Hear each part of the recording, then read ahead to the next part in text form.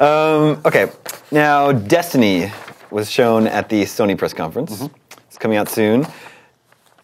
That game and PlayStation have been very closely aligned in all the marketing, even though it's coming to Xbox One as well. Another one of our listeners writes in with this question. Ryan says, hey guys, after watching Sony's E3 conference, I came away disappointed in Destiny's alpha exclusivity. It seems there's been a huge push lately from Microsoft and Sony to get exclusive, downloadable content rights and the like, but it pains me that my decision to buy an Xbox One over a PS4 now limits my ability to play one of the next-gen games I'm most excited for in advance. Maybe that's just gamer entitlement talking. These are his words. My question for you is... Man, I thought you were just like, shots fired. David's taking the gloves off. Throwing some jabs in. My question for you is this. It makes sense to me that a publisher would side with one company over the other if it meant getting a cash incentive. But do you think that this really impacts sales?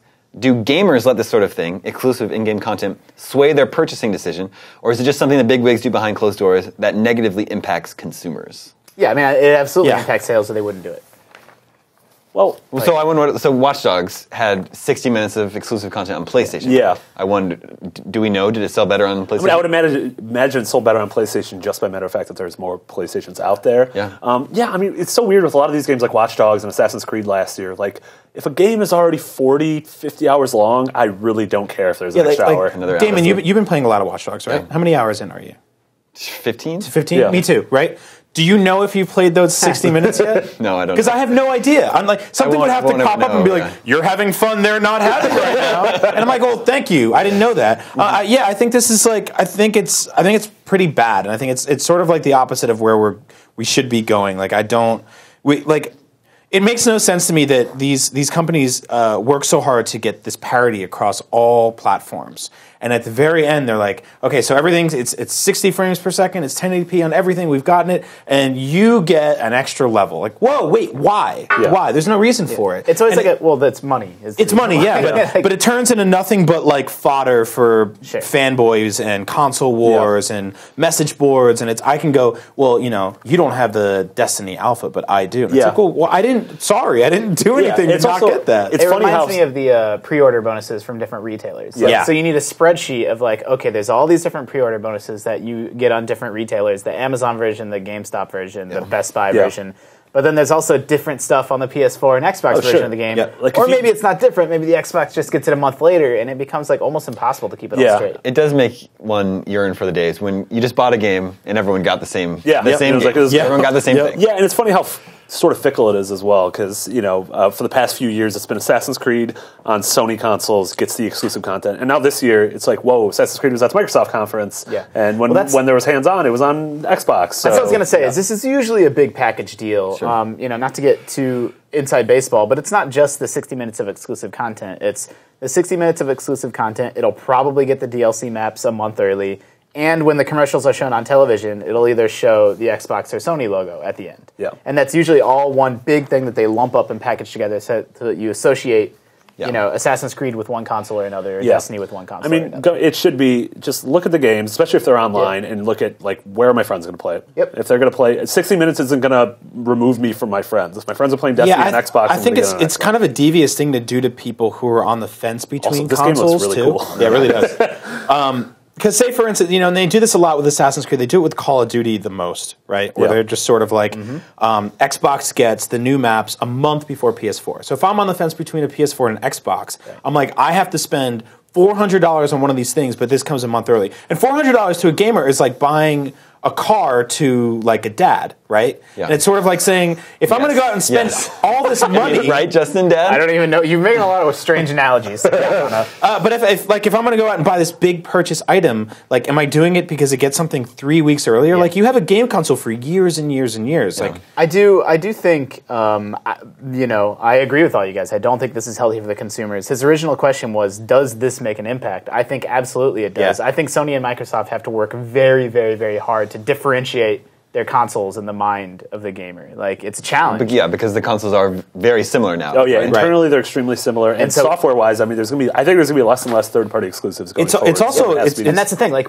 that's what I was going to point out. Is this whole practice is unhealthy and kind of hostile to gamers, but it is better than how it used to be, where they would just outright pay for games. But it makes perfect sense for the platform holder, for Microsoft and Sony, right? Like they they want to used to have as pay- much exclusive stuff that you can't play Because anywhere it's just the else. mind share. It's psychological, right? It's like the same way they got the GTA 5 next gen trailer Right. in the Sony conference and not the Microsoft conference. Because most people would just see those things and be like, "It's coming to PS4, not Xbox One." And then But they it's harp coming- on the fact that we can bring your saves over from Xbox 360. Come on over, leave your old friends behind. And it's at the end you watch the trailer and it's like, oh, it's coming to everything. It's fine. Yeah. What it used to be though was the game would only be on one console. Yeah. And now the game's on both consoles, but you're going to get a little bit of shit a little bit earlier. On the Yeah. one. Like that's what they've whittled it down to. That's the only thing, like, because it's so hard to make games and so expensive that they have to at every console. Like, look, no, we have to release our game on Xbox. Sorry, but we'll give you these dumb. And this is not new either. DLC This has been my whole life. Like when I was growing up, you had Mario and you had Sonic, right? And you're like, well, those are exclusives to each platform. And then There was no blood in Mortal then Mortal Kombat on the Kombat came SNES. out, and it was like, oh, you got the baby version with Yeah. you had to put in a Yeah. blood code. You have green blood. People don't have green blood. I'm like, well, people don't have spines you can rip out either. Well, they do. Well, they do. Technically, but they don't come back in the next round.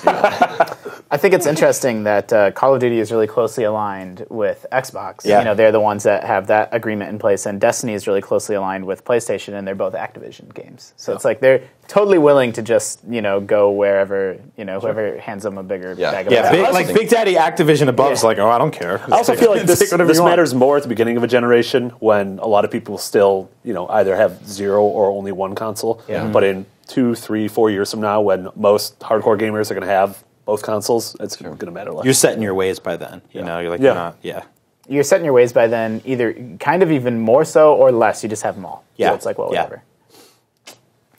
Now you're mentioning all those games that we saw at E3 last week. A lot of them are 2015 games. It seemed to be a preview of everything we're going to be playing next year. Adam here wonders if 2015 is shaping up to be one of the best years in gaming ever. Maybe another 2007. Oh, that year's so good. Right? Yeah. He says, hey, Damon and guests, Dan, Brian, and Colin, just guessing. 1 out of 3. With E3 now concluded, do you think 2015 will be the biggest year in gaming ever? Thus far, the list of 2015 releases, to name a few, includes Arkham Knight, The Witcher 3, Zelda Wii U, Uncharted 4, The Order 1886, Mighty No. 9, that's a weird one to throw in there, Bloodborne, Halo 5, Mortal Kombat X, Rise of Tomb Raider, The Division, Rainbow Six Siege, StarCraft Legacy of the Void. There's more potentials like Mirror's Edge 2. So yeah, I don't know, there's a lot coming next year. There is, but it's kind of a big FU to 2014. Yeah. Yeah, honestly. We're halfway through this year. We don't know even how the rest of this year is going to shape up. I know a lot of big things. There's a lot in October. In October. There is, yeah. specifically. October's insane. There's Plus- also been some great stuff this year so far. I mean, plus we've got Destiny, which is Yep. in September. We have Assassin's Creed, Far Cry 4. Yeah. Then still maybe need to call Far Cry it. 4. You don't think that's a It's release pushing. date? It's like a December release. That always worries me. I think it's November. I think it's like November 18th. They were If I were a December betting last man, summer. I would expect that game. That's going to be a 2015 game. Why? You don't have any reason just because you said so? Yeah. It's Really? fatherly intuition. Yeah. As a father, I think Far Cry 4 is going to be delayed to 2015. I think Far Cry 3 is going to be delayed to 2015. So 2015 looks incredible. The greatest year ever is always going to be 1998 with Yeah. Ocarina of Time That's and the one, Half-Life. right. Like, it's always going to be that year. But as a grandfather. yeah, as a grandfather. Wait, are each of these years 3 years after, like the third year after the console came out? 2007 is, yeah. and 98 is at least 3 years after the PS1. It's 3 years after. And the 2007 N64, is yeah. 2 years after Xbox. So is that like the 2005. sweet spot, like 2 to 3 years after a console drops? Sort of. I think the second holiday season, right? Right? Yeah. Because at launch, there's not much. Then then you get a one year, holiday season is yeah, this year. people are starting to like ramp up, but then the second one, you're like deep into it, and you Yeah. get all the Yeah. really, really Then everybody's good got it games. figured out. They're like, yo, all that trash that came before, forget that. Yeah, just Yeah. kidding. Now Rise, really- Rise was And real good. And We there's know also that. usually like there's usually one game like for me Gears of War, like the 360 had been out a while, but Gears was like the game that couldn't have existed on the OG Xbox. Yeah. Yeah. Like that game felt new and Yeah. fresh, and it takes a couple years for people to figure out like what's this gen's. Yeah, we still thing haven't gonna really be. got that yet. No, I don't Honestly, think we have. Titanfall did exist on 360. Infamous was gorgeous, but Yeah, and it's not taking Yeah. anything away from those Yeah. games. Those No, games are sure, amazing, but they feel like prettier versions of like stuff that we've already seen. Yeah, I don't think we have that yet this generation at all. I think there was a lot of pressure on Watch Dogs to be that. Yeah. And it's close in a lot of ways, but it's not like it's not like the futuristic GTA everyone thought it was. Yeah. The world where you could do everything. You don't know what it's going to be till it's here. Like, Yeah. it's hard to Yeah, predict. Anyway, 2015 looking really good. It does look like a really dope. Yeah, year. that's right for all three consoles, especially Nintendo. I mean, everything was aside from Smash Brothers, pretty much everything I'm stoked for. Is Like, just 2015. hold on, Yeah. hold on, Wii U. Yeah. I'm so on board now. I own one. The complete 180. Console's great. I love every year that has video games in it. Yeah. I think they're all great. It was the worst in the 50s. Yeah. Like like 1972. We were like, well, not yet. The year after Pong came out, where it was like, oh, that was the only. There's no games this year. And then it crashes, everything goes away, and they bury it all in a desert. That's the worst. We're fine now. Everything's great. Yeah.